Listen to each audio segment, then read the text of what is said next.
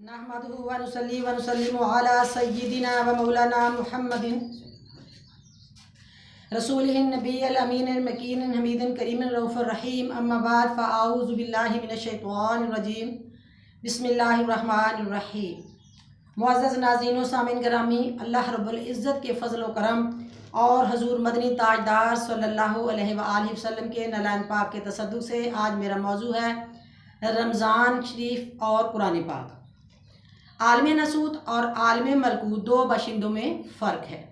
عالم ناسوت میں انسان مقیم ہے، عالم ملکوت میں فرشتے مقیم ہیں۔ انسان اور فرشتوں میں فرق ہے۔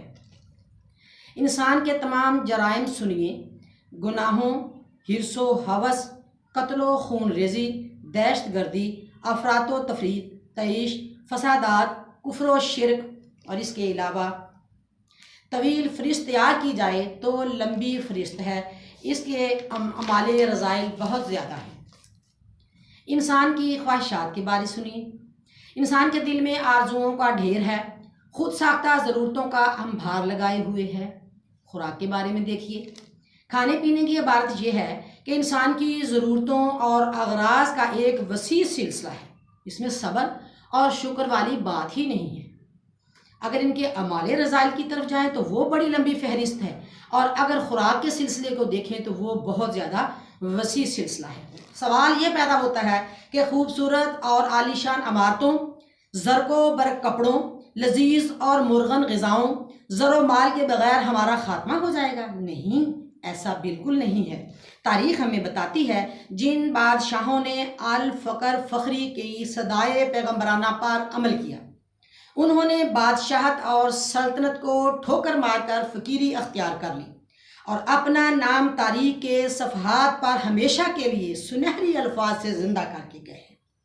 انہوں نے پرمسرت روحانی زندگی بسر کی ہے۔ آئیے ایک واقعہ سناتی ہوں۔ ابراہیم بن ادم بلخ کا بادشاہ تھا، صوبہ خراساں کا بادشاہ تھا، عیش و آرام کی زندگی گزارتا تھا اور ہرن کا شکار اکثر کیا کرتا تھا۔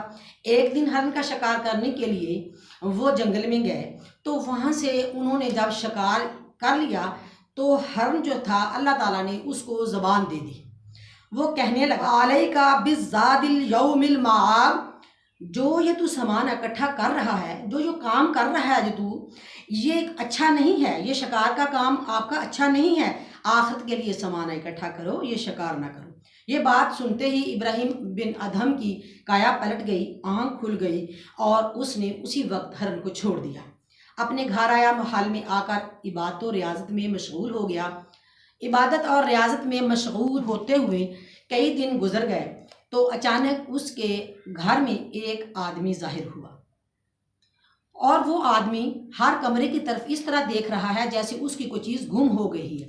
حضرت ابراہیم بن ادم نے پوچھا، اے دیکھنے والے آدمی، تو کہاں سے ظاہر ہوا ہے اور تو کیا ڈھونڈ رہا ہے؟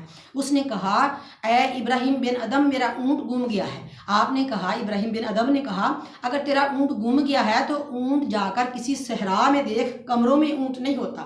اس آدمی نے، دیکھنے والے نے، اونٹ ڈھونڈنے والے نے جواب دیا، اگر اونٹ مجھے جنگلوں میں ملے گا اور محلوں میں نہیں ملتا تو آپ کو خدا بھی محلوں میں نہیں ملے گا، آپ کو خدا بھی صحراؤں اور جنگلوں میں ملے گا۔ یہ سنتے ہی اس کی کایا پلٹ گئی۔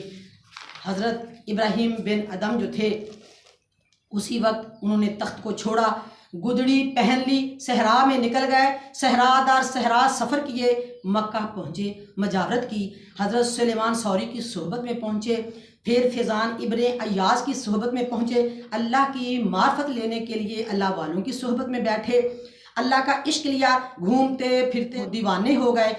آخر پھر جا کر ایک سمندر کے کنارے گدڑی پہنی ہوئی ہے اور ہاتھ میں سوئی لی ہے اور گدڑی کو سی رہی ہے۔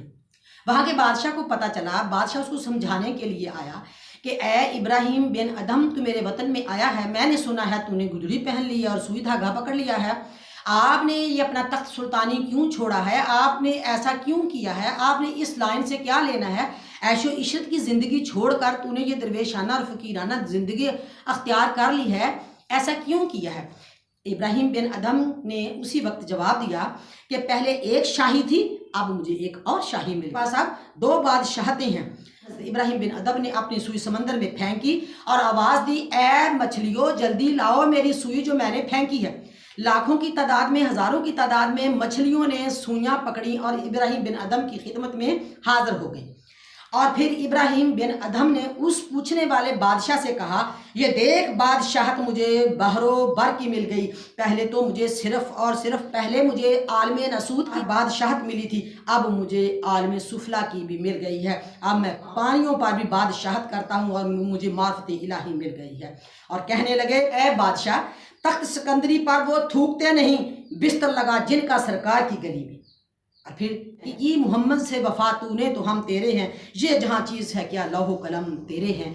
تو اس لیے ابراہیم بن ادھم کو ایک جانور ہرن نے اس بات کا شعور دے دیا کہ آخرت کے لیے کچھ اکٹھا کر لو۔ پتہ چلا کہ مرغن غذاؤں کو چھوڑنا، اچھے لباس کو چھوڑنا، محل کو چھوڑنا، عیش و عشرت کو چھوڑنا، یہ بھی ایک روزہ ہے۔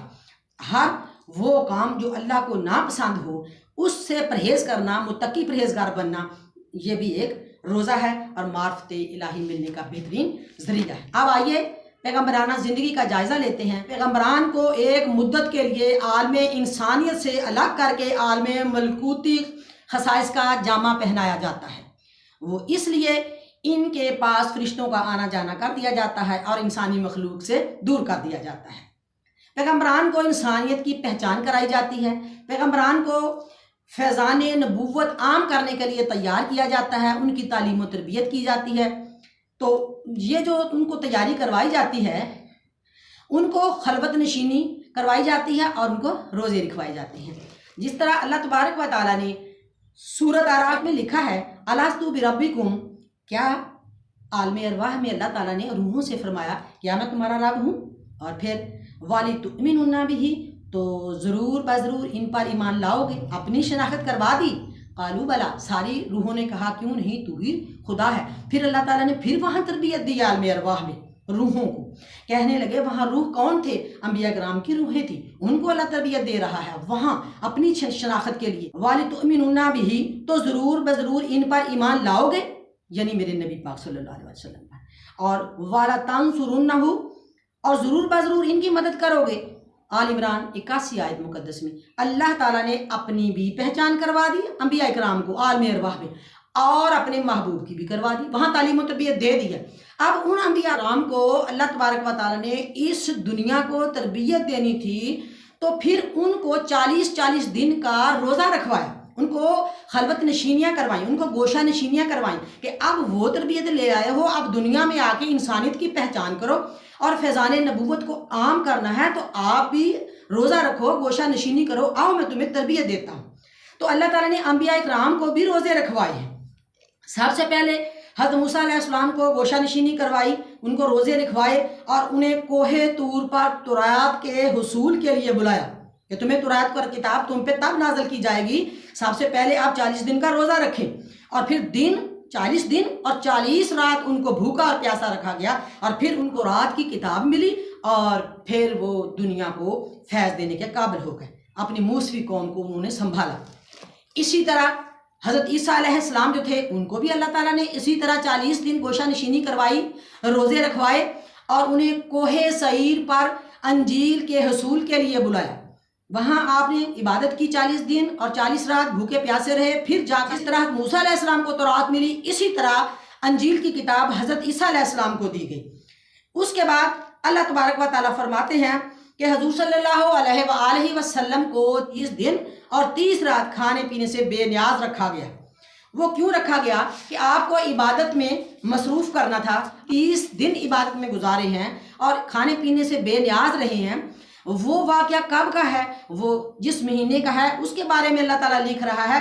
یہ 185 آیت مقدس البقرہ میں اللہ تعالیٰ نے بتا دیا ہے کہ شہر رمضان الذی انزل فیہ القرآن، رمضان کا مہینہ وہ ہے جس میں قرآن اتارا۔ اور پھر کون سا تھا وہ وقت، کون سا تھا جب قرآن پاک اترا؟ اللہ تعالیٰ فرما رہا ہے سورۃ القدر کی 1 آیت مقدس میں بتا رہا ہے، اِنَّا أَنزَلْنَاهُ فِي لَيْلَةِ الْقَدْرِ، بے شک ہم نے اس قرآن کو شب قدر میں نازل فرمایا، یعنی 27ویں رات کو نازل فرمایا، یعنی رمضان شریف کا مہینہ تھا اور رات جو تھی وہ 27ویں کی رات تھی، اور اس کا اللہ تعالیٰ سورۃ القدر میں واضح کر رہا ہے کہ میں نے اپنے محبوب مصطفیٰ کو قرآن پاک لیلۃ القدر کی رات تاسیمی رات نصیب فرمایا۔ اور اس وقت آپ کدھر تھے؟ آپ غار حرا میں تھے، آپ خلوت نشینی میں تھے، آپ گوشہ نشینی میں تھے، آپ روزے میں تھے۔ اور اللہ تعالیٰ نے فرمایا میں نے پہلا پیغام کون سا اپنے محبوب کو دیا؟ میں نے وہاں 4 پیغام دیے ہیں، 4 پیغام دیے ہیں، وہ سن لو۔ میں نے اپنے محبوب مصطفیٰ کی، اپنے حامل قرآن کی، صاحب قرآن کی، مال کے قرآن کی، میں نے وہاں غار حرا میں ان کو میں نے سمجھایا ہے کہ قوم کو کیسے آپ نے نبوت سے فیض گیر کرنا ہے، آپ نے کیسے ان کو تعلیم و تربیت دینی ہے۔ فرمایا اقرأ بسم ربک الذی خلق، سورۃ علق کی پہلی آیت مقدس، اے حبیب مکرم اپنے رب کے نام سے آغاز کرتے ہوئے پڑھیے جس نے ہر چیز کو پیدا کیا۔ اللہ تعالیٰ ان کو تعلیم دے رہا ہے، نبی پاک صلی اللہ علیہ وسلم کو، اور پھر فرما رہا ہے خلق الانسان من علق، علق کی دوسری آیت مقدس، اس نے انسان کو رحم مادر میں جھونک کی طرح معلق وجود میں پیدا فرمایا۔ اب انسان کی پیدائش کا اللہ بتا رہا ہے کہ اس کو میں نے الٹا ماں کے شکم میں لٹکایا ہے اور اس کو اس طرح اس کی بناوٹ کی ہے۔ اقرأ وربک الاکرم، پڑھیے اور آپ کا رب بڑا ہی کریم ہے۔ الذی علم بالقلم، جس نے قلم کے ذریعے لکھنے پڑھنے کا علم سکھایا۔ یعنی آپ نبی پاک صلی اللہ علیہ وآلہ وسلم کو انسان کی پیدائش کے بعد اللہ فرما رہا ہے میں بڑا کریم ہوں، اور اے میرے محبوب دنیا کو قلم کے ساتھ علم دینا ہے، انسانیت کو جو میں آپ کے ذمے انسان تعلیم و تربیت کے لیے لگا رہا ہوں ان کو قلم کے ساتھ آپ نے تربیت دینی ہے۔ علم الانسان ما لم یعلم، جس نے انسان کو اس کے علاوہ بھی اور کچھ سکھا دیا جو وہ نہیں جانتا تھا۔ اس کا مطلب یہ ہوا کہ دنیا کو فیض دینا تھا، اس لیے 30 دن خدا نے روزے میں حضور صلی اللہ علیہ وسلم کو رکھا اور ایک مدت کے لیے عالم انسانیت سے الگ کر کے عالم ملکوتی کے خصائص کا جمع پہنا دیا۔ اس کا مطلب یہ ہوا کہ اللہ تعالیٰ فرما رہا ہے، شیئر سنیے، اوروں کو نکھارو اور خود بھی نکھر جاؤ، اٹھو روشنی بن کے اندھیروں میں بکھر جاؤ۔ اس کا مطلب سبق ہمیں یہ مل رہا ہے کہ اگر کملی والے آقا دو جہاں کی تعلیم و تربیت ہو رہی ہے اور امت کے لیے ہو رہی ہے تو آج کے دور میں جتنے معلمہ ہیں ان سب کو راسخون ہونا چاہیے۔ سبق ملا کہ ایک معلم اور معلمہ کو راسخون ہونا چاہیے، علم میں پختگی، تبخر، تعمق، گہرائی ہونی چاہیے تاکہ وہ دنیا کو صحیح نظام کے ساتھ، دین اسلام قرآن کے نظام کے ساتھ چلا سکے۔ اور نبی پاک صلی اللہ علیہ وآلہ وسلم کو اس غار حرا میں جو تعلیم تربیت دی گئی ہے یہ بتایا گیا ہے کہ پوری کائنات کو اللہ تعالیٰ نے ہر چیز کو پیدا کیا ہے اور انسان کو رحم مادر میں جون کی طرح معلق وجود سے پیدا کیا ہے، اور پھر تیسرا سبق دیا کہ دنیا کو علم سکھانا ہے، قلم کے ذریعے سکھانا ہے۔ اس کا مطلب تعلیم و تربیت کے لیے ہر پیغمبران کو اللہ تبارک و تعالیٰ نے تنہائیاں اور گوشہ نشینیاں دی ہیں اور پھر ان کو اس قابل بنایا ہے کہ وہ دوسروں کو سبق دیں۔ اور اب اس بات کی صاف سمجھ بھی آ گئی کہ روزے میں بھوکا پیاسا رکھنا اللہ تعالیٰ نے فرض فرمایا ہے۔ اللہ تعالیٰ نے حضرت موسیٰ علیہ السلام کو، حضرت عیسیٰ علیہ السلام کو، حضور صلی اللہ علیہ وآلہ وسلم کو بھوکا پیاسا رکھا۔ حضرت موسیٰ اور عیسیٰ علیہ السلام کو 40 دن رکھا اور حضور صلی اللہ علیہ وآلہ وسلم کو 30 دن کھانے پینے سے بے نیاز رکھا۔ اس کا مطلب یہ ہوا کہ نبی پاک صلی اللہ علیہ وآلہ وسلم نے روزے رکھے تو روزہ اللہ کی طرف سے فرض بھی ہے اور آقا نے روزے رکھے تو ہمارے لیے سنت بھی ہے۔ اس کے آگے چلتے ہیں کہ نبی پاک صلی اللہ علیہ وآلہ وسلم کی حدیث شریف کہ آپ نے روزے کے بارے میں ہمیں کھانا پینا بھی بتایا ہے، جیسا کہ سنن ابی ماجہ 248 میں فرمایا گیا ہے کہ روزہ جو ہے اس میں کھانا پینا کس طرح چاہیے۔ انسان کی کمر سیدھی رکھنے کے لیے چند لقمے ہی کافی ہیں، اگر زیادہ کھانے کو دل چاہے تو یاد رکھو معدے کا ایک حصہ کھانے کے لیے ہے، وَثُلُوثٌ للشراب، اور 1/3 حصہ جو ہے وہ مشروبات کے لیے یعنی پانی کے لیے ہے، وَثُلُوثٌ نفس، اور 1 حصہ سانس آسانی سے انسان کو آتا جاتا رہے اس کے لیے چھوڑ دو، یعنی علم اور نور کے لیے بھی چھوڑ دو تاکہ تم اللہ کے قریب ہو سکو، اللہ کی قربت میں بھی رہو اور فرشتوں کی قربت میں بھی رہو، وضو آپ کا خراب نہ ہو۔ یعنی آپ کھانے پینے کا طریقہ بھی حضور صلی اللہ علیہ وآلہ وسلم نے ہمیں بتا دیا کہ روزے میں بھی اور عام حالات میں بھی آپ نے ایسے ہی کھانا ہے۔ اسی طرح قرآن پاک جو ہے وہ روزے کے بارے میں ارشاد باری تعالیٰ کہ وہ اللہ تعالیٰ کے پیارے محبوب مصطفیٰ ہمیں قرآن پاک کے ذریعے بھی تعلیم دے رہے ہیں اور حدیث شریف کے ذریعے بھی ہمیں تعلیم و تربیت دے رہے ہیں۔ آپ فرما رہے ہیں قرآن پاک میں سورۃ البقرہ 183 آیت مقدس میں، یا ایھا الذین آمنوا کتب علیکم الصیام، اے ایمان والو تم پر اس طرح روزے فرض کیے گئے ہیں۔ اس کا مطلب روزہ فرض ہے، کما کتب علی الذین من قبلکم لعلکم تتقون، جیسے تم سے پہلے لوگوں پر فرض کیے گئے ہیں تاکہ تم پرہیزگار بن جاؤ۔ اور اس کے علاوہ پھر آقا صلی اللہ علیہ وسلم نے ہمیں 184 آیت مقدس البقرہ میں یہ بھی بتا دیا ہے کہ بیماری ہو، آپ بیمار ہیں یا آپ سفر میں ہیں تو پھر کیا کرنا چاہیے، وہ بھی ارشاد باری تعالیٰ قرآن پاک میں یہ اللہ فرما رہا ہے ایام معدودات، یہ گنتی کے چند دن ہیں، فَمَن كَانَ مِنكُم مَرِيضًا، پس اگر تم میں سے کوئی بیمار ہو جائے، او علی سفر، یا پھر سفر میں ہے، فَعِدَّةٌ مِّنْ أَيَّامٍ أُخَرَىٰ، تو دوسرے دنوں کے روزوں سے گنتی پوری کرو، یعنی بیماری کی حالت میں اور سفر کی حالت میں روزہ جو ہوتا ہے اس کو قضا کر لو، پھر رکھ لو۔ یہ آقا صلی اللہ علیہ وسلم ہمیں تعلیم دے رہے ہیں۔ اور پھر فرمایا کہ اگر طاقت نہیں ہے رکھنے کی، بوڑھے ہو گئے ہو، ضعیف ہو گئے ہو، بیماری ہو، بیماری میں ہو، لاغر ہو، تو پھر کیا کرنا چاہیے؟ فرمایا قرآن پاک کی 184 آیت مقدس البقرہ بتا رہی ہے، وہ بھی ہمیں کملی والے آقا دو جہاں ہی تو سبق دے رہی ہے کہ ضعیف لوگوں، کمزور لوگوں یہ بات سن لو، وَعَلَى الَّذِينَ يُطِيقُونَهُ فِدْيَةٌ طَعَامُ مسکین، اور جنہیں اس کی طاقت نہ ہو اور ان کے یعنی ایک بدلے میں ایک مسکین کو کھانا دو۔ اور پھر فرمایا فَمَن تَطَوَّعَ خَيْرًا فَهُوَ خَيْرٌ لَهُ، پھر جو کوئی اپنی خواہش سے زیادہ نیکی کرے تو اس کے لیے بہتر ہے۔ یعنی اگر تم کسی کو اپنے حصے کا کھانا دیتے ہو کہ میں نے روزہ نہیں رکھا، میں کسی اور کو روزے کا کھانا دے دیتا ہوں، کسی مسکین کو، تو بہتر یہ ہے کہ اس کو کچھ زیادہ دے دو تاکہ کوئی کمی نہ رہ جائے۔ اور پھر اور فرمایا گیا ہے، سورۃ البقرہ 184 آیت فرما رہی ہے کہ سب سے بہترین کام یہ ہے وَأَن تَصُومُوا خَيْرٌ لَكُمْ وَإِن كُنتُمْ تَعْلَمُونَ، اور تمہارا روزہ رکھ لینا تمہارے لیے اور بہتر ہے کہ تم اپنا روزہ خود رکھو۔ اگر تمہاری صحت ٹھیک ہے، اب رکھ سکتے ہو، پوری کوشش کرو آپ خود رکھو، اور اگر تمہیں سمجھ ہو، وَإِن كُنتُمْ تَعْلَمُونَ، اور اگر تمہیں سمجھ ہو، تمہیں سمجھنا چاہیے۔ اور یہ بھی بات فرمائی گئی ہے کہ اے لوگو ذرا غور کر لو، یا ایھا الانسان ما غرک بربک الکریم، اے انسان تجھے کس چیز نے اپنے رب کے بارے میں دھوکے میں ڈال رکھا ہے۔ اے بندے تو اصل ٹھکانہ دیکھ لے، اور یہ جتنی بھی عیش و عشرت ہے، محل ہے، اچھا لباس ہے، عمدہ عمدہ کھانے ہیں، اور اعمال رذائل ہے، اور تمہاری خواہشات ہے، ان سب پر آپ صبر سے، حوصلے سے، اعتدال سے اگر کام رکھو گے تو اللہ تبارک و تعالیٰ راضی ہوگا۔ ان تمام چیزوں پہ کنٹرول کرنے کا نام بھی روزہ ہے۔ گناہ سے بچیں گے تو الدنیا یوم ولنا فیہا صوم، دنیا کی زندگی ایک دن میں ہے اور ہم اس میں روزے میں ہیں۔ ہر عمل رذائل سے بچنا، اعتدال سے کھانا، اعتدال سے پہننا، اعتدال سے اپنے مکان بنانا، یہ تمام چیزیں ایک روزہ ہی ہے۔